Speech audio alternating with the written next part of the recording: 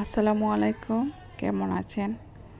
আলহামদুলিল্লাহ আমি ভালো আছি। তো আজকে কিন্তু ফ্রাইডে স্পেশালি কিছু অন্যরকম একটা রেসিপি বানিয়েছিলাম।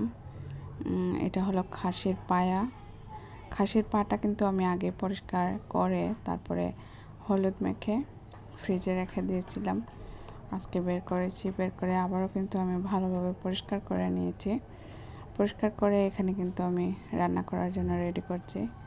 প্রথমে এখানে আমি দিয়ে দিয়েছি আস্ত মশলা, তারপরে দিয়েছি পেঁয়াজ বাটা, দিয়েছি রসুন বাটা, আদা বাটা, লবণ, তারপরে হলুদ গুঁড়ো, তারপরে ধনিয়া গুঁড়ো, তারপরে দিয়েছি আমি মরিচের গুঁড়ো, তারপরে দিয়েছি আমি জিরার গুঁড়ো, আর দিয়েছি আমি পাঁচফোড়নের গুঁড়ো।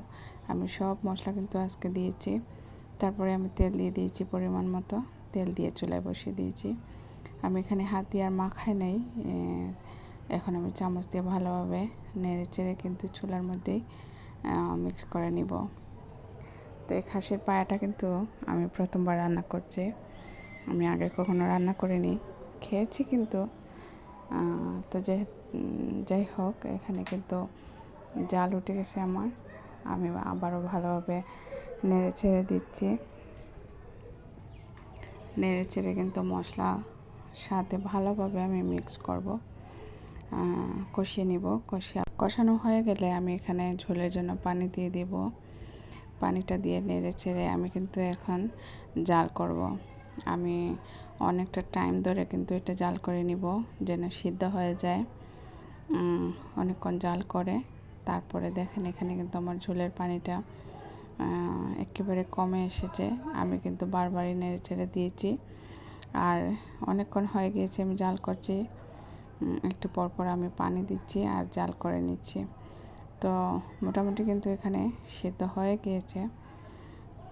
তো দেখেন এখানে কিন্তু আবারও আমি ভালোভাবে জাল করে আবারও একটু ফুটেজ নিয়ে নিয়েছি। এ পর্যায়ে কিন্তু পুরোটাই হয়ে গিয়েছে আমার পায়াটা। আমি এরকমই রাখবো, একটু মাখা মাখা, একটু ঝোল ঝোল। এটাতে যেহেতু মাংস নাই তাই একটু ঝোল দিয়েও খাওয়া যাবে। তো এখানে দেখেন আমার রান্নাটা প্রায় কমপ্লিট হয়ে গিয়েছে।